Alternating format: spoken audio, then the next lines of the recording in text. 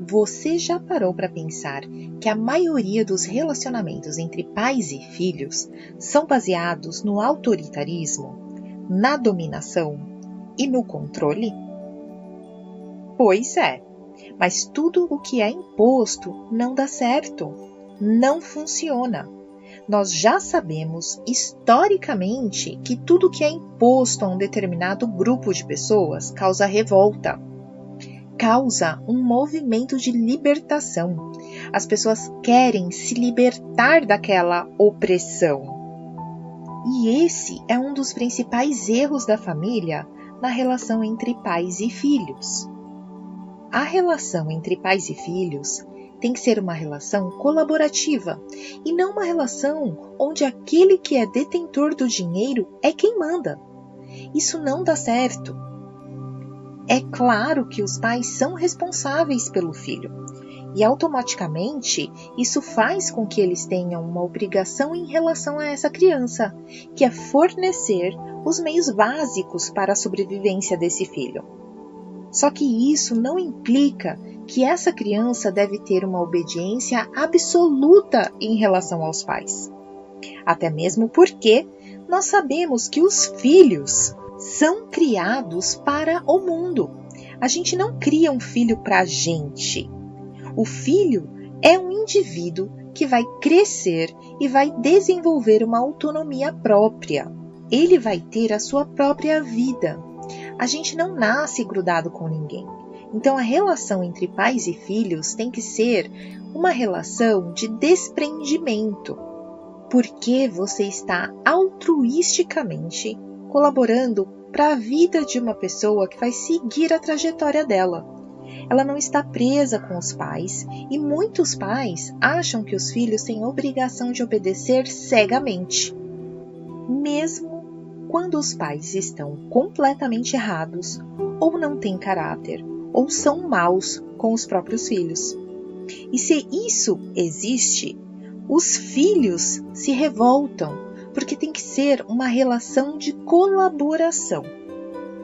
Quando aumentamos a nossa família com filhos, os filhos começam a fazer parte dessa família.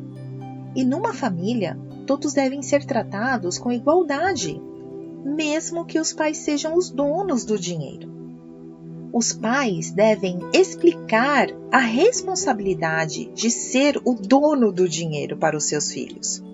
E de uma forma que os filhos compreendam que eles precisam preservar os bens da família, que eles precisam preservar o capital financeiro da família, que esse capital financeiro é para o sustento da família, para o bem-estar de todos e que todos tenham um papel em relação a isso.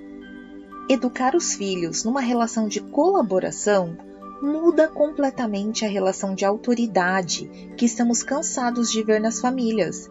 E isso favorece muito, porque você está orientando o seu filho a entender que ele tem uma responsabilidade, que ele não é inferior nem submisso aos pais, que ele é um integrante dessa equipe que chamamos de família, onde todos colaboram com todos.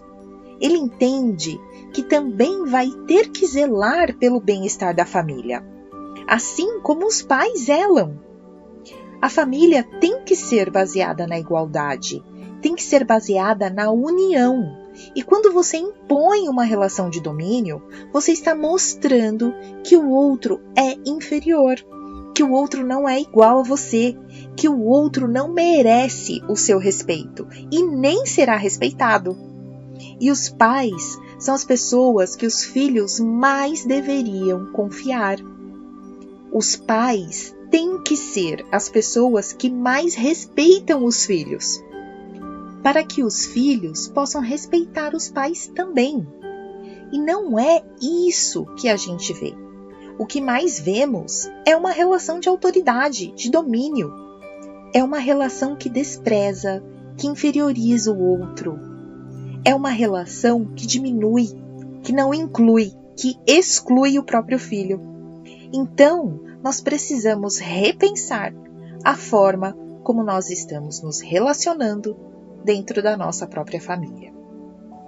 E você, que tipo de relação você prefere entre pais e filhos? Uma relação de autoridade ou uma relação colaborativa?